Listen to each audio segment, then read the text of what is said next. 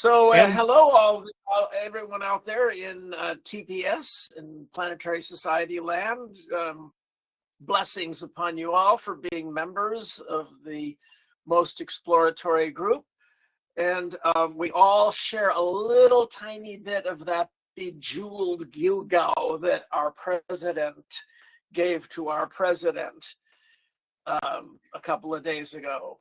The Presidential Medal of Freedom to Planetary Society President Bill Nye, CEO Bill Nye, the planet guy. Bill Nye, the planet guy. You're right.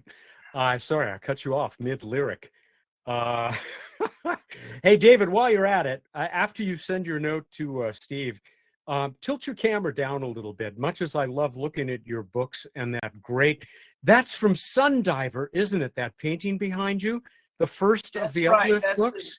That's Jim Burns, beautiful Jim Burns. He gave it to my wife and me as a wedding present. And over here, right above my head, is a globe of the radar map of Venus, where I have recently written a screenplay for a movie set under the oceans. Set under the oceans of Venus. Very cool. I have a grudge. Everybody my age has a grudge against NASA because in 1962, the Voyager 2, no, Mariner 2 spacecraft went past Venus and crushed all our dreams by showing that it was a hellscape that did not have the purported oceans and jungles and dinosaurs and beautiful princesses who for some reason went around in brass garments. None of that. And you know what? I was 11. Excuse me. You had to go ahead and crush all those dreams. Anyway, that is Mars, Portrait of Mars, and that right there is also one of my favorite in the world. And that is the Cassini-Huygens picture as it was descending to Titan. And it shows a river, a beach, a sea, an ocean of liquid methane. But at least there's another planet with beaches in the solar system. Yeah, I'm not wearing my Surfs Up t-shirt, Surfs Up on Titan t-shirt, obviously because I needed to give allegiance to Lightsail for this evening's discussion. Unfortunately, I'm going to open up Slack because it looks like my wonderful colleague Amber is trying to help out here. Oh, you are around. Hi, Amber. I didn't know that you would be available this evening. I'm very glad. So, folks, if you start seeing wonderful stuff pop up in the chat, and I'm going to take a peek at that right now. You know, when it says Planetary Society, that's coming from Amber Trujillo, the mistress of the galaxy, the mistress of the member community here in the Planetary Society. Hey, we are 4 minutes past our actual starting time now, so I'm going to say to all of you who have joined us since we came on a little bit early, welcome. This is yet another one of those events that we love to present to you here in your member community at the Planetary Society. I'm Matt Kaplan, the, what do they call me now? Senior Communications Advisor, formerly for 20 years, the producer and host of Planetary Radio, the show I created that is now ably produced and hosted by my terrific colleague, Sarah. And in fact, on next week's show, you'll be hearing a little bit more of me every now and then. Sarah lets me come back on. My recent trip that I made with Jack Kirley, another of our colleagues, to JPL for the dedication of the Ed Stone Memorial, Voyager Memorial Trail, or Voyager Trail, not Memorial. A wonderful ceremony, really great. It's going to be a great piece of next week's Planetary Radio. And Sarah will also, we think, be talking with that recent recipient of the Presidential Medal of Freedom, Bill Nye, our CEO. So it should be a great show. Anyway, folks, I'm going to look through here one more time for Stephen.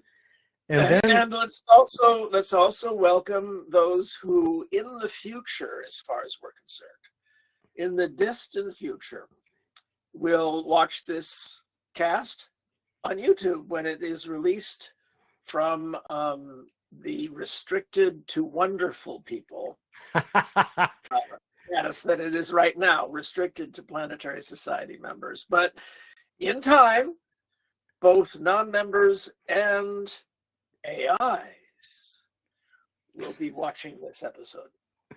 Which brings up we've had so many great conversations, including the one where you talked about it doesn't have to be a self-aware AI to be able to fool the world into sending it lots of money. But I'll get into that some other time when we have you back on the show. Amber is doing her very best to try and contact Stephen and find out why he is not with us yet. But hey, let's start to talk about the topic for tonight, David, after I do what you just did, and that is let everybody else know you're all wonderful if you're watching this. But if you're seeing it on our website or on the Planetary Society YouTube channel, and you're not yet a member, well, you could have joined us live and you could have thrown in your questions and comments for David Brin as we did this live, if you were a member, because you would be able to join our online member community. And so we certainly hope you'll take a look at planetary.org/join and look into that. And David, I believe you're a lifelong member as well as a member of our advisory council. Yeah, I joined as a life member back, I believe, in the late 80s, although I had been a member for many years before that. Every year, I publish an appeal for people to think about the world that they would like to see in the future, and think about a dozen issues that they want to be addressed. And what I point out is the greatest invention of the 20th century was the non-governmental organization, the NGO, which allows private individuals to send their dues, maybe a little extra, every year to a dozen NGOs, a dozen societies or whatever, each of which is utterly dedicated to making one of their dozen priorities come true. And if you want to make a better world for poor kids or the poor out there, there's the Carter Center and Jimmy Carter. There's the Heifer Foundation. There's all sorts of things to feed the poor and all of that sort of thing. I'm a life member of the Sierra Club and Greenpeace, and so on and so forth. But what is the future without adventure and a hope that we're going to be rising up and we'll be worthy of heading out there? And I can't think of any group that is more attuned to that goal than the Planetary Society. So join! Thank you, sir. Unsolicited appeal there. I want to hold up a book. And because my camera, for some reason, if it went dark for a few moments there, folks, I have no idea why. We're back up without my blurring, so you can make out Project Solar Sail, the 21st Century Edition, which is what we're here to talk about, and what I hope a lot of you have read over the last month and a half or so. It is a wonderful collection, and it is the second edition of this book, which we'll talk about a little bit, since David was there at the creation of the first edition. Speaking of David, here's the little bio I put together for you, David. Writer and physicist Dr. David Brin got his PhD from UC San Diego. Go Tritons, both of my daughters, proud graduates. He may best be known as the author of The Postman, his novel that became the Kevin Costner film. But if that's all you know about David, you're missing out on so many other wonderful books, including the entire Uplift series. That painting in the background there got the series started, that first book. and The Monumental Existence, which I recommend very highly as well. He's been honored with all of the major SF awards that I know about. His nonfiction book, The Transparent Society, won the American Library Association's Freedom of Speech Award. His book about science fiction and Hollywood is called Vivid Tomorrows. We've talked about that. David recently wrapped up many years as an advisor to the NASA Innovative Advanced Concepts Program, where I got to see him almost every fall. And he's an ever popular and very entertaining consultant and speaker. If you want to learn more, just take a look at davidbrin.com. You want to say something about Stephen Potts? I've got a bio for him too, but it might as well let you do it. Steve will probably show up at some point. Good. Steve was the lecturer on science fiction at UCSD for many years. He's a scholar academic in the field, and I could not have re-edited Project Solar Sail without his help, because it was a complex endeavor. And so I hope he'll find a way to check in. But he chased down everybody like our wonderful Bruce Betts, who is there in the audience right now, and perhaps will check in on screen in a little bit. But what happened was, in the 1990s, Robert Staley, one of the top award winners of NIAC grants, that's again the NASA Innovative and Advanced Concepts Program. I just finished 12 years on the advisory council. Robert Staley was working at JPL, but he had also established something called the World Space Foundation, with grand hopes to, really help push robotics in space, and later on transferred a lot of members over to Planetary Society. And so he had this idea, and I carried it through then, and I approached Arthur C. Clarke, Isaac Asimov, Ray Bradbury, Paul Anderson. I'm leaving out a couple of biggies, I think. What, you couldn't get Robert? You couldn't get Robert Heinlein? No, actually, I couldn't get Robert Heinlein. I think at that point he had gone away. He might. But have, yeah. In any event, Arthur agreed to. All of them agreed to contribute rights to essays and stories. And Isaac Asimov, Isaac was very kind. And in fact, years later, after his death, his widow asked the three of us, Greg Bear, Greg Benford, and myself, the Killer Bees, to finish and tie together Isaac's loose ends. And I'm the one who took that charge very seriously by tying together every loose end I could find from his fictional Foundations and Robots series in my novel, Foundations Triumph. But Isaac did rewrite and update his instructive essay about light sails. And Arthur C. Clarke kindly wrote a new introduction. And Ray Bradbury allowed me, I was closest to him of all of the big guys. He provided a beautiful epic poem. Yeah. And so we got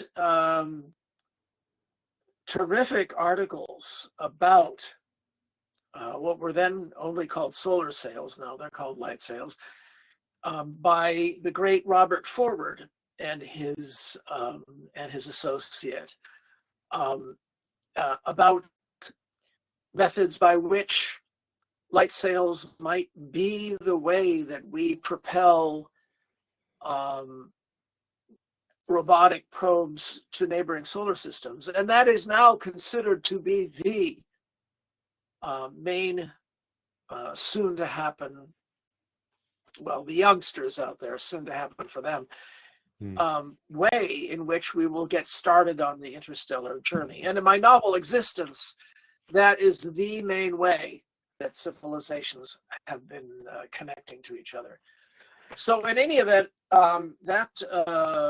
that essay about interstellar and the interplanetary economy.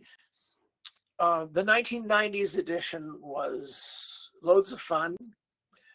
But then a couple of years ago, it occurred to us, light sails are finally coming true.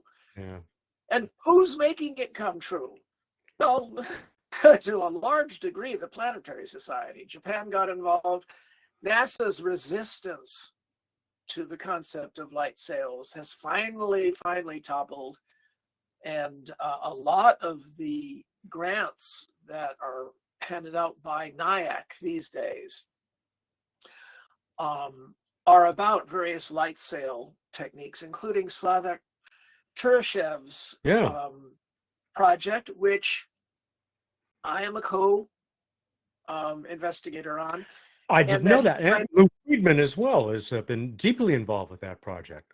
Yes, and he kindly named the project Sundiver, named after my first novel. But in any event, we decided that we would poke around and see what we could do, because so much has happened. And over the course of time, we, Steve Potts and I, gathered much updated science articles about light sails, bringing it all the way up to date, and updated updates to the classic Joel Davis, Robert Forward article about Interstellar. Got a few more fiction stories, and because it's a new edition of an already published book, we decided to push the envelope a little bit and keep the wonderful introductions by Arthur C. Clarke and Isaac Asimov. I knew them. I know they would have agreed.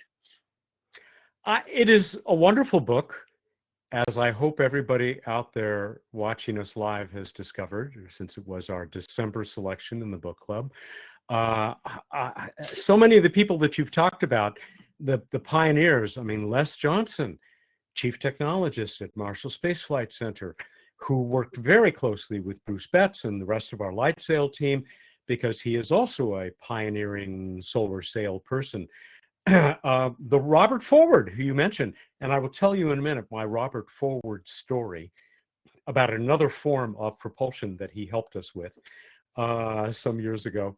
All these great folks who really, it's kind of a who's who, not just of science fiction, but of people leading this charge across the solar system and beyond with solar sailing and light sailing. There's just so much good stuff here to talk about. The science fiction alone, I mean, everything from who did the 1.5-page long story. It's in my notes, but I don't have it out. I got to find it here. It's the shortest story in the book. Oh, Jack Vance. Story. Oh yeah, Jack Vance. Well, that wasn't in the original edition. We got permission for that. Of course, the piece of literature that enlightened most of the later scientists of my generation to the notion of light sails were the two Sunjammer stories by Poul Anderson, and especially Arthur C. Clarke. Yeah. Arthur's story that appeared in Boy's Life magazine back in the era when most boys got that magazine because they were in the Boy Scouts. That was such a great story, and it inspired so many people, and it's right there in the volume. I got a quote about that. It's from the little postscript that Arthur added to that story at the end of the story in the first edition of the book and in the second edition, the 21st century edition. Here it is. Many of the bright men and women working to develop solar sails have told me that their lifelong interest began when they first read The Wind from the Sun. That's, of course, his story included in the book. Was the provision of inspiration a factor in deciding to include science fiction in the first edition and continuing that in this edition of the book? Well, look, I thought when I went to Caltech and then did my PhD at UCSD, I thought that I would be a fairly solid, not exceptional astrophysicist who occasionally wrote some nice science fiction on the side. My second novel, Star Tide Rising, with the dolphins in space and all of that, and all the awards and things, that was really a signal to me that no, you've got it backwards. You are a professional science fiction author who sometimes does science. So Frequently does science, when we went to do this, of course, I mean, look, Arthur Clarke and Isaac Asimov and Ray Bradbury, they knew me because of the science fiction, not because of the science. So naturally, science fiction was going to be a fair, large part of Project Solar Sail, and a very successful part. There's some great stuff in there, including poetry, and a lot of the stories and the fact articles overlap. And all told, but we haven't talked about the latest thing having to do with it. And that is after we had it out for a while, Steve Potts and I thought, how can we take all this work and all this wisdom and give it a real momentum and a life of its own that will continue? Otherwise, it's just this thing we put out that, some people joined. Speaking of Stephen. Speaking of joining, here's Stephen. Hey, Stephen. Hello. We spoke of you and your wonderful hair. We spoke of you. I was worried about you. Yeah. Sorry, got detained. But no worries. We're glad to have you on board. No, and I said I'm just the lieutenant here. Well, David 2. is just telling the story of the offer that the two of you have so generously extended to the Planetary side. At least I think that's where you're going, David. Yeah. Well, as I was saying, Stephen Potts was for many years the one who carried the flag of science fiction at UCSD and taught the science fiction literature class along with other literature classes, and is a known academic in the field and has been helping me with several projects across the last few years. And we had a lot of fun reviving and updating and putting some more pizzazz and jazz into Project Solar Sail. So, Steve, how did it feel for you? How does the beg pardon? That was what again? How did it feel for you? Was it good for you? Okay. Yeah. No, there was a little skip there. Yes. When David first mentioned this project to me, I think it was quite a few years ago, because it took a while for us to find an amenable publisher. And he asked me, knowing, that my academic background, if I knew anyone who could edit such a volume. And I thought about it and said, actually, I could edit such, help with such a volume. Being in literature and writing programs, I spend just about all I do is edit other people's writing. But in this case, it was a real pleasure, because we were dealing with professionals, and the original material was good. All we had to do was bring it up to date. The original stories were good. We did not have to make too many changes along those lines. And I like to say that on the projects where David and I have worked together, he looks at the big picture. I do the nitpicking. That seems to be what I'm good at. Stephen, before you go on, I want to say, first of all, it's not the first time the two of you had worked together. I have this little bio for you here, which I went to the trouble of writing, so I'm going to go ahead and read it now that you've joined us. It's Professor Emeritus now, I suppose, at Dr. Stephen W. Potts. Retired from UC San Diego. Again, go Triton. Stephen, I didn't tell you that both my daughters are proud UCSD graduates. 40 years of teaching literature there. 100% of his students, did you know this, on Rate My Professor would take his class again, and the vast majority rated you awesome. I want to read your book about Catch-22. And what I was leading up to is that you guys have worked before. You co-edited with David the science fiction anthology titled Chasing Shadows, which I need to get a copy of. Just ask. I think I have some extras. Oh, well, thank you. I'll take one, but I'll buy one too. That's okay. I let the society. Chasing Shadows was an extension of the concepts in my nonfiction book, The Transparent Society, about what things would be like in the future if light just spreads everywhere. Despite our place, it looks like it's heading in that direction. And will it be monopolized by the rich and the mighty or governments, or will average people be able to use the light to maintain their freedom and to maintain their safety? And we recruited a couple dozen authors, most of them writing fictional stories, and most of the stories really good, really, really good stories. And we just offered to the Electronic Frontier Foundation, another of those Save the World NGOs. We offered them the same offer we did with Project Solar Sail to the Planetary Society. And that is, here you go, guys. It's yours now. So the Electronic Frontier Foundation seems a very good home for Chasing Shadows, and the Planetary Society is the perfect home for Project Solar Sail. And I want to let you know, while it has not moved far yet, they still have to have their meeting with you guys to talk about how this is going to work. Everybody is very grateful and very excited about this possibility. And so I'm expressing their gratitude on behalf of all of us at TPS. While we're still talking about science fiction, back to some of the stories in the book, all of which I enjoyed immensely. I tell you, the one that maybe blew me away the most was Grand Tour by Sheffield, Charles Sheffield.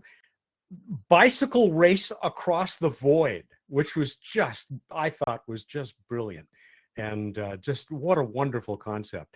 And what a great example of how science fiction can take flight, can help our minds take flight.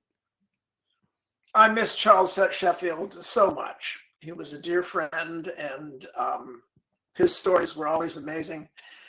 He had one called Small Game Hunting, where vegetarianism has spread all around the world, and laws soon follow. And of course, hunting large animals, or animals of basically almost any size, macroscopic size, is now illegal.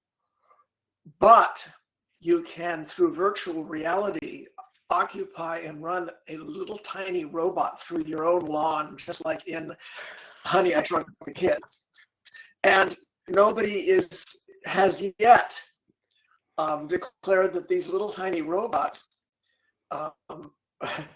may not hunt down fire ant warrior fire ants. So it's small game hunting. What a great concept. He was filled with great concepts.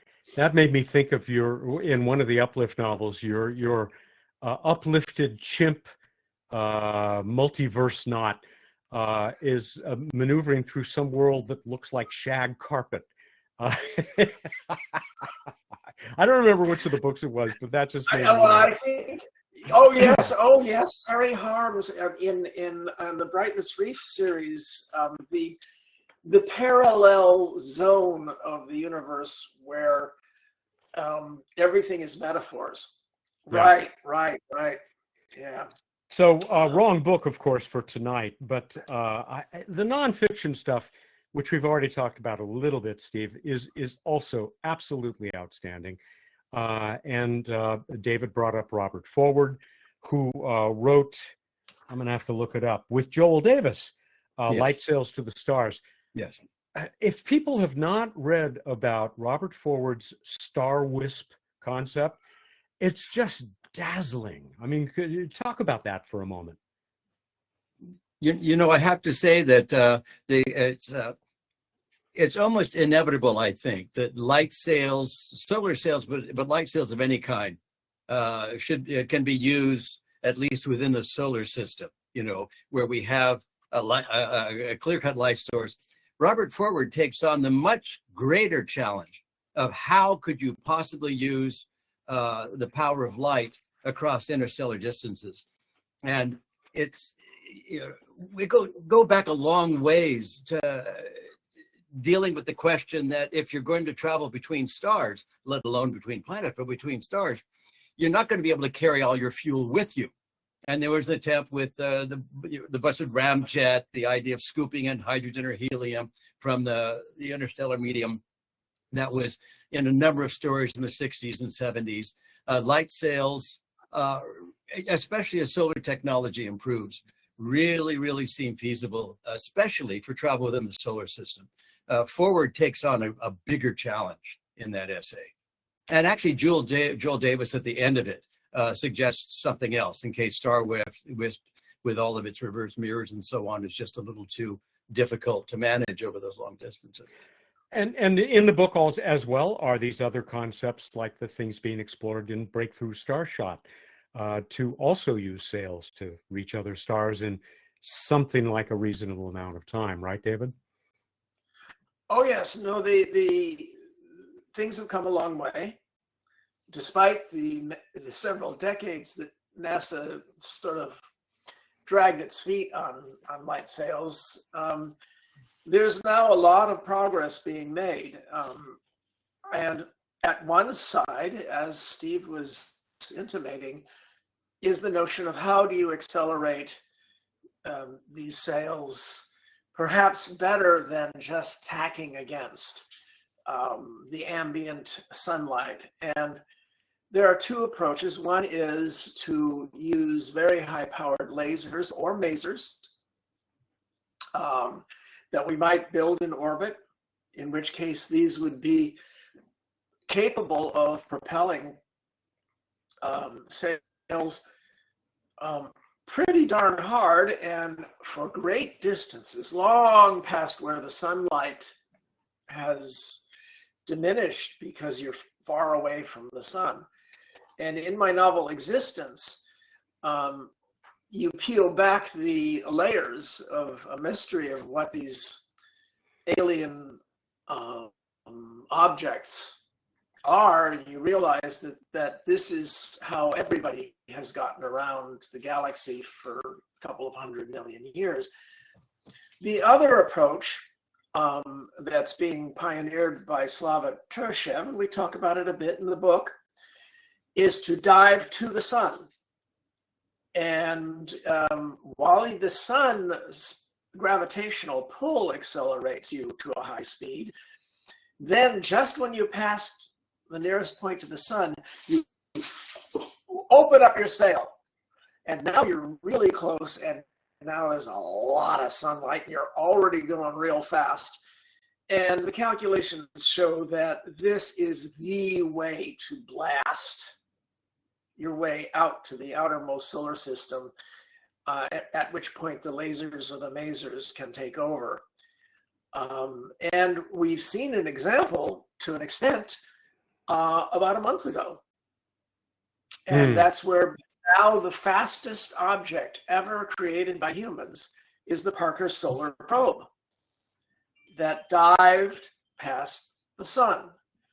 Not close enough to see the magnetic beings I posited sun diver. Like 6 million kilometers or something above the surface of the sun. Just incredible. What an accomplishment. If you read Sundiver, you realize that the sun is very amorphous. So what the surface means is a little arguable, but there is something called the photosphere, and that's where, just only a couple of thousand miles thick, that's where most of the light escapes from the inner sun after its million-year photon journey, bouncing around on its way out to the surface of the sun. So, and yeah, even though my doctoral dissertation was in comets, when I was at Caltech, I mostly worked for solar astronomers. And that's where the inspiration for Sundiver came from, which it came. Anyway, so yeah. So there are lots of wonderful possibilities for how light sails may be essential to us getting out there. And we try to cover as many of the bases as we can in Project Solar Sail. I'm going to get to our members' questions and comments in a moment, but I want to warn Bruce Betts once again. He already posted in the chat, no, when I told him I might just make him a surprise special guest. Hey, Bruce, if you're serious about not doing that, you better let me know. Otherwise, I'm going to send you an invitation and promote you in a couple of minutes here. But David, I told you I have to tell you that Robert Forward anecdote. What happened was that something like 25 years ago, we had just finished one of our big Planet Fest celebrations at the Pasadena Convention Center, and everybody had left, the thousands and thousands of people that we had attend those wonderful events. And there were only 3 or 4 of us left in the big hall where everybody had been sitting, long hall. And with that in mind, because I knew I might have the chance, and I'd been working at Planet Fest the whole time, I brought my stomp rocket. Do you know what those are? They're the things with like an air bladder and a hose run into a little launcher, and you jump on the thing with your entire mass. A Nerf foam rocket would go jetting out. Exactly. So I brought it because I thought this is going to be cool, and I had one of my daughters with me there, and we thought this is going to be really fun. When do you get to do this in an indoor setting? And there were several of us there, and Robert Forward walked up. He had stuck around, and here he is, one of the greatest minds ever, thinking about propulsion to get us from here to Mars or wherever. And wearing his fancy vest. Yes, beautifully, impeccably dressed. It took a little bit of encouragement, but we got Robert Forward to leap into the air and come down on the air bladder and send a stomp rocket across that big room. So yet another pioneering form of propulsion for Robert Forward. Well, that is related to something that's gone totally viral online. I'll bet some of our listeners have seen it, certainly on Facebook. And that is a revival of interest in the Plum Bob nuclear test that apparently was one of the first underground tests, and they didn't know how to seal the blast in yet. So they covered the shaft with great big steel manhole covers, I mean, many tons. And at the end of the first Plum Bob A, nobody had any idea what happened to the manhole cover, but the next time they got one of these extreme high-speed cameras going, and it showed up on one frame, and they calculated its velocity, and they believe that it, until the Parker Solar Probe, 1 month ago, it was by far the fastest human-made object ever. Oh my God. And that this manhole cover may have passed Voyager. Oh my God. But this is Icarus, Project Icarus, right? Actually, Orion.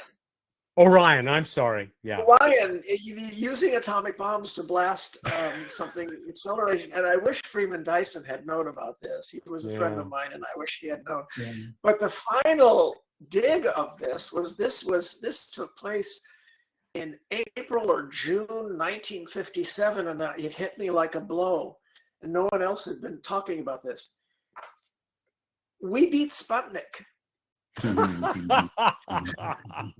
By 4 months, we beat Sputnik. Take that, Khrushchev. You know, I as a sequel to that anecdote, you remember, of course, the gold record that got sent out that Carl Sagan supervised, with all the voices from Earth. There we go. I wonder what an alien species is going to make of the writing on the manhole cover. It probably says something like Acme, right? What is sewage? Marvin Acme. it's people are arguing over whether it would have quickly turned sideways and thus been protected from passing through the atmosphere and all of that. In any event, I think we're diverging a little bit. Yeah, we're doing it again, but it's so much fun. Let me do what I threatened to do because he gave me the go-ahead, and now his name went away. Where did Bruce go? Wait a second here. I'm going to get you back, Bruce. I'm going to go ahead and bring in my terrific colleague and dear friend, Bruce Betts. So I'm inviting you in, Bruce, right now. And he'll join us in a moment. But let me also start getting to some of those questions, like this one from Richard Hauser, who told me earlier today, David, that he is a huge, longtime fan of yours, as am I. Question for David and Stephen. Don't you think that our spacefaring civilization will quickly take off once we are getting easy access to space? It should have been submitted by Elon Musk, I suppose, but no, it was from Richard. Well, look, I've had dinner at Elon's house twice. I'm not really sure he's answering my emails anymore.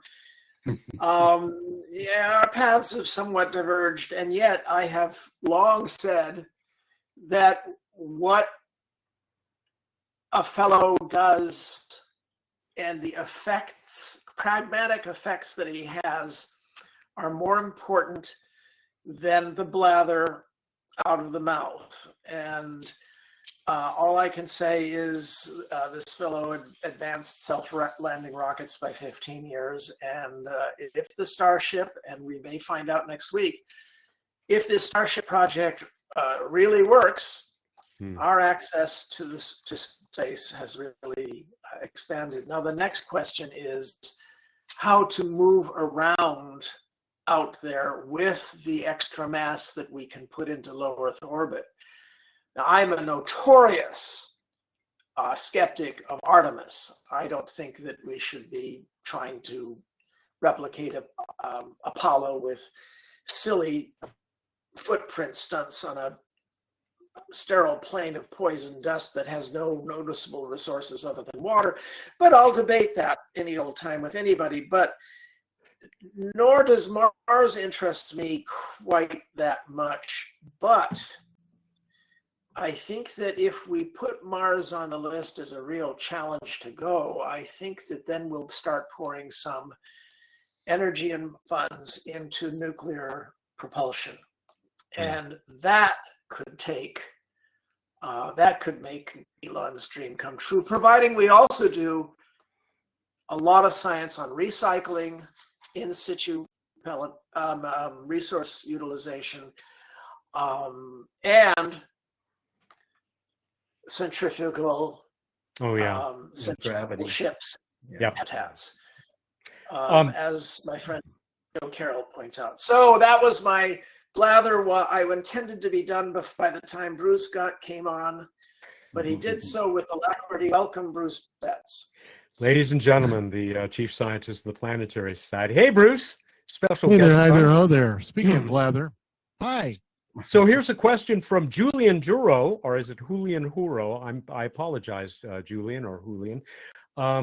He or she says, what would you name the first Lightsail ship? Well, I can answer that one. We called it Cosmos. It just didn't get up there. But look over my head here, and you can see an image from a later Lightsail, which we simply called Lightsail 2. Bruce, that's the December image from my 2024 calendar. I need a 2025 calendar. You contributed an essay to this book. I did. They very graciously approached us to have an essay about Lightsail, the Lightsail program, and Lightsail 2 in particular. So I did indeed. And I appreciate that. Thank you all. That was one of the great new additions to this new edition. I have to say that. And thanks to all the, as usual, all the members and donors who made it possible for us to fly the first small Lightsail spacecraft. And of course, Lou Friedman, who is also a contributor to the book, and I thought might join us tonight. He's the guy who hired both Bruce and me years ago, and will be my guest, by the way, everybody, on the evening, 5 p.m. Pacific next Wednesday evening, the 15th. We're going to talk to Bruce. We're going to talk to Lou as part of our Planetary People series about the origins of the Planetary Society and how that came to be, and the mission that he and Carl and Bruce Murray set out for us that we continue today. But I think was Lou, I can't remember if he was a contributor to the original edition as well and then updated it for this one. I think we approached him anew. But Lou and I, Lou just retired from the NIAC External Council, as I did the year before. So we're both looking at other things to poke at. But I urge people, if you want to see how much attention light sails are getting now, not from the general space community, but because of the work that Bruce and others have done with Lightsail 2, legitimizing, and the Japanese also, legitimizing light sails. It's now acceptable at the edges of NASA, like NIAC, to give a lot of grants to topics having to do with light sails. And if you go to the website of NASA's Innovative and Advanced Concepts Program, NIAC, and look through each year's grantees, projects, you'll see how many of them do are trying to research amazing alternative versions of light sails. Like, for instance, having them be pixelated where the computing power is distributed across the whole sail, or what it would take for the sail to use diffraction rather than reflection, which would allow much more variation in tacking and reorienting the sail, and possibly in some interpretations getting twice the impulse. So there are some lovely variations that the core of NASA is not exploring, but NASA now allows the periphery of NASA to explore. Bruce, I want to turn to you on this topic because aren't you a regular attendee at that International Light and Solar Sailing conference, and a lot of these new technologies are brought up? Yes, a lot of traditional people in all aspects of it, and in fact, they've kept the acronym, which is ISS. ISSS. I get the right number of S's, but they've changed it to International Symposium for Space Sailing rather than Solar Sailing. So they've wrapped anything up that you stick a sail on or something resembling it. And that happens roughly every couple of years. There'll be another meeting this year, 2025, in Delft in the Netherlands. And they're doing a lot of research there. They actually, at the University of Delft, they use some of our data to do studies of attitude control and things like that. So, no, it's good stuff. They happened to have the last one because it's got, or the one before, they had one at that was actually right during the beginning of our mission by total chance, because our mission kept slipping and slipping and slipping as the Falcon Heavy was delayed and delayed. But I ended up going to that when we were just trying to interpret our data and, tentatively announcing that we had actually done what we wanted to do. And it took us a while longer to really get that nailed down and understand it all. But it was people were excited because it's something real, just like with Icaros and the Japanese before that, with their very different sail, relatively different. Bruce, just a point of order. I think you need to pull your microphone a little bit away from your mouth. We're getting a little bit of distortion. Hopefully that'll help. Well, not too far. No, too far. And remember the inverse square law.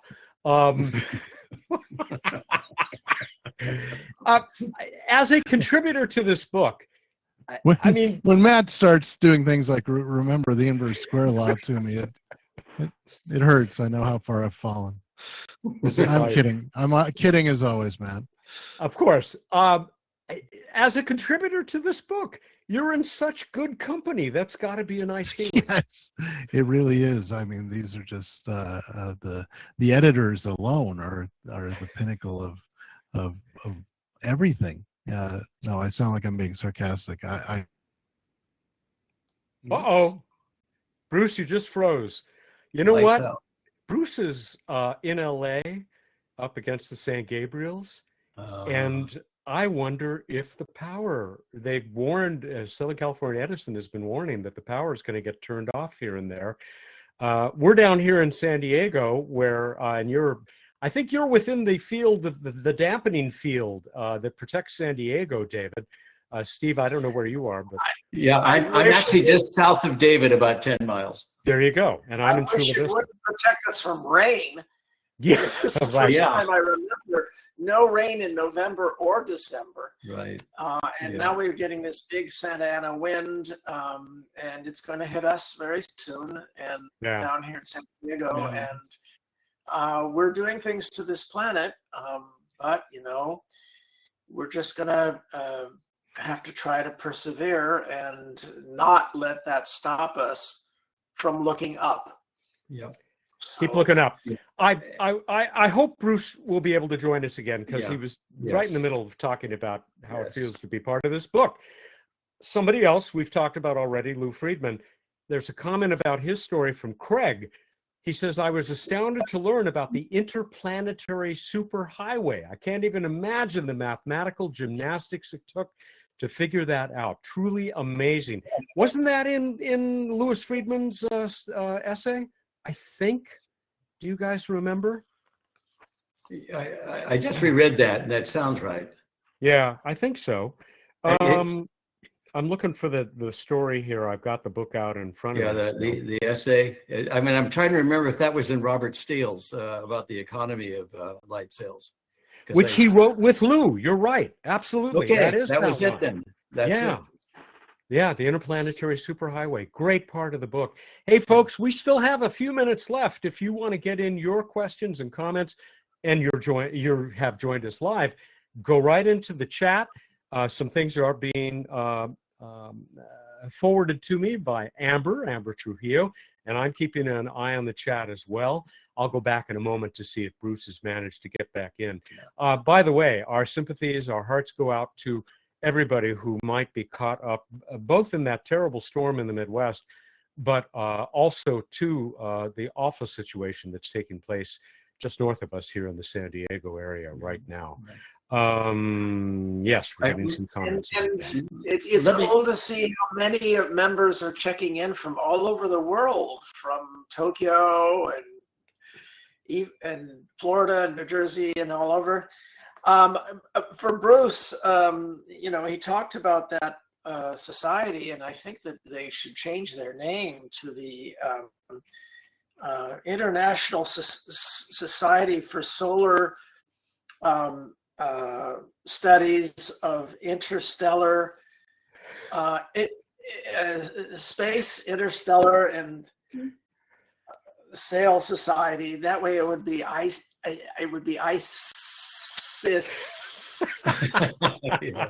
Great. Yeah, I think it's been taken, unfortunately, or have a symbol of a flying snake that's flying past the sun. Some of the best light sail concepts that I was talking about earlier that have been gotten grants from NASA, from NIAC. One of them is a favorite of mine by a guy at Harvard, where you can use sunlight, inverse square law, to counter gravity, inverse square law. And it's the only way you could hover over a planet's north or south pole, or the north or south pole of the sun. Now, for getting close to do that, it's got some instabilities. But this one concept was to do that counterbalance dance in the asteroid belt. And if you did that, you could get rid of all the orbital velocity of this sail-supported craft, and it would be keeping away from diving into the sun, not by sideways or orbital velocity, but by just light.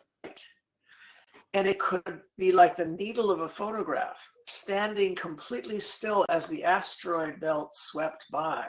Wow. And it's waiting for a command to fold its wings and swoop like a peregrine falcon past the sun and catch up with anything that comes into our solar system. So it's an amazing concept. And I think that hovering over the poles, that was in Les Johnson's That's right. contribution, That's right. Sailing on Light, Today and the That's Near right. Future. Yeah, fascinating. Yeah, because he talks about ways that lots and lots of seemingly practical ways that light could be used in the solar system in ways like that. Without necessarily naming names, and by the way, I am watching to see if Bruce comes back in.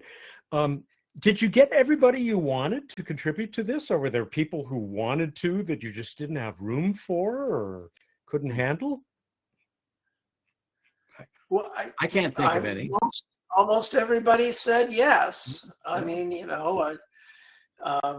one or two cases, there was a slight bit of out-of-pocket expense on my part, and that's fine. But That's in nice. most Thank you. cases, the contributors said, "Oh, sure, send me a copy or send me a PDF. Glad to help." Because after all, we are in this.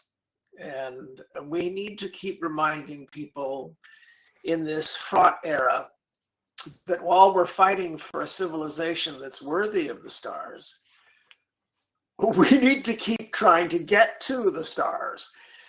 You need to be doing more than one thing at once. And one of the things I really like about the two anthologies I've done with David now, Project Solar Sails and Chasing Shadows, is that in each case, it's really what drew me and probably most people to science fiction in the first place. It wasn't just about entertainment. It's about ideas, pursuing ideas that might indeed have application in the real world. In fact, I have to say that none other than Gardner Dozois, rest his soul, named Chasing Shadows in his last best year of science fiction as the best theme anthology of that year. Gardner Dozois, the famous for many, many, many years editor of science fiction. Yeah, and not always on the same page, right? Yeah. But he praised Chasing Shadows, so hey, bless him. Oh, yeah, hey, well, I just found out, David, I'm sorry, but I just want to mention that we're hearing from Amber. Bruce has confirmed a windstorm knocked out power in his home near Planetary Society headquarters. Well, we were Sorry to hear privileged and honored to have you aboard for a while, Bruce. Stay safe. Los Angeles is my hometown. I went to LA High. Here's hoping all goes well for everyone there. And when we sign off here, I'm going to go and take down a garden umbrella. Good idea. I better crank ours down as well. Yeah. Listen, well, I really appreciate Bruce having agreed to come on board. It was nice to see him, and it was great hearing from him. It really was. Sure was, especially on Sorry a moment's got cut notice. I want to get, as we begin to get close to closing out here, I want to know what you guys are up to now. Steve, we'll start with you. Well, I guess the best thing I could mention are a couple of essays that I'll be publishing that are actually already in the queue. One should be appearing early this year. It's in a volume called Societies in Space, which I think will be of great interest to anybody in the Planetary Society. And it deals entirely with science fiction's presentation of space travel and of space colonization, both in literature and in other media. My essay was entitled Unsafe at Any Speed, and it actually takes a look at those movies, two of them European, that actually deal with the more challenging aspects of traveling across the interstellar space. The one American entry I included in that was Passengers, which was a film that was regarded as problematic for a lot of people, and I deal with it at great length. Yeah, Well, I enjoyed it. I did too. Yeah, I did too. Yeah, I know, and I try to answer the objections that people made to it in my essay. Right. I mean, the big plot point at the end where they had to add some adventure and tension didn't really work for me. But the rest of it, I thought I really enjoyed. Well, Where would love people? story is Yes. terrific. Absolutely. Passengers, everybody. Steve, where will they be able to find these essays? Actually, they can order it now on the McFarland website. McFarland, who, as many fans know, publishes a lot of books, semi-academic, I would say, but aimed at popular culture and popular audiences. So, and that's where I'm comfortable. Academia that reaches out to the masses. The title again? Oh, the title of the book, and of course, it's edited by somebody both David and I know well, Gary Westfall, who's edited a lot of such volumes. The title is Societies in Space, and it'll be featured on the McFarland website. And I should mention that Steve is working with me also on one of my two young adult science fiction series called the Out of Time series. And the premise is, and we've been mentoring and editing bright young up and coming authors who write young adult adventure stories based on the theme that the future is good, that 200 years from now there's a wonderful civilization in the solar system, but suddenly every species in the galaxy that had been trapped in their solar systems by that bastard Einstein, suddenly they get teleportation to the stars at the same time.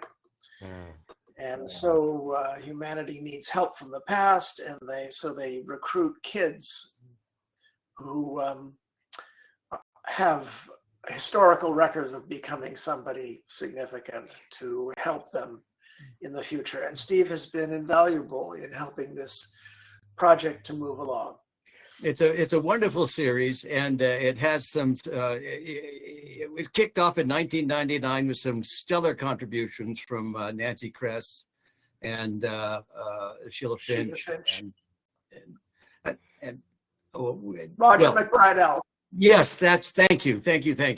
And we're really hoping that it finds a good home and a good audience. You guys run with a great crowd. David, you've always got lots of irons in the fire. What else is going on?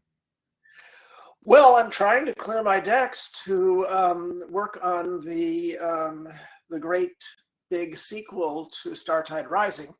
Of course, you mentioned Brightness Reef, Infinity's Shore, Heaven's Reach, the Uplift Storm trilogy. I've read the whole series. And that a series that I'm very proud of which I am very proud. One has to be careful. But in any event, and that trilogy is actually on sale, the e-version for $3.99 on the 17th. But in any event,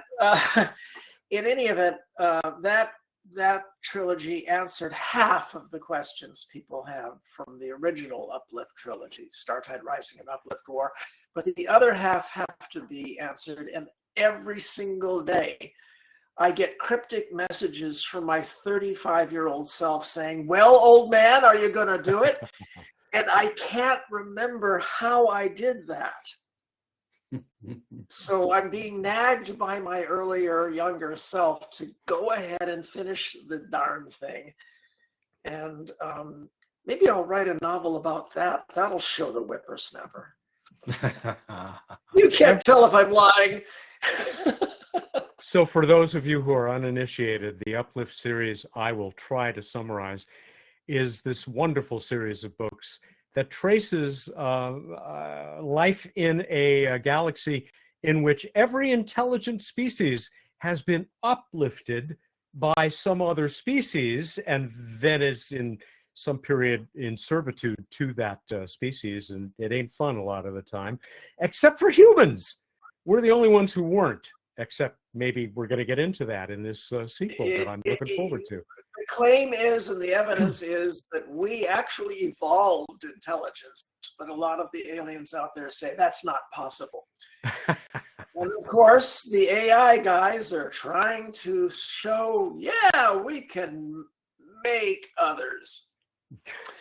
So I guess we'll see. Oh, that's another thing I've been involved in, is a lot of the AI debates. Very much involved. And as you might expect from my blog, Contrary Brin, I am being very contrarian about almost everything that both the pessimists and the optimists are saying about AI. But then again, this is a civilization in which I can actually be paid for being that way. Thank God. Any other, and I'd be. Yeah, let's hope it stays that way, David. Yeah. Let me close with just the last few lines from the wonderful poem from Ray Bradbury and Jonathan V. Post, which we actually read once during a big live planetary radio in front of an audience in LA, and because it was about Lightsail. And so here are the closing lines of To Sail Beyond the Sun. The universe itself is our stage, and our scripts read something close to this. Stand here, grow tall, rehearse, and then surpass the plan. Be God-grown man. Act out the universe. Across the waters of galactic Babylon, we sail, we solar sails, and sing of Zion. Our golden song goes on and on. The sun whose light we sail upon, a blazing summer dandelion. Which, I don't know, I don't think I'm going to win any Tony Awards, but You did fine. I just wanted to bring Ray into this. Quite beautiful, and I miss Ray terribly. And you read it very well. It's a beautiful work. Yes. Thank you both. And thank you all out there for participating in the adventure. Thank you guys for this terrific book, which is so near and dear to our hearts at the Planetary Society. It is Project Solar Sail, 21st Century Edition, published by, wait a minute, I have it here. You guys know, Fantastic Books. Fantastic Books. And it is. And it is, of course. And I need to say that we're already into January when our selection goes a little far afield from what we normally consider. Are you guys familiar with Is Anyone Listening? The cetacean researcher, dolphin researcher, Denise Hertzing.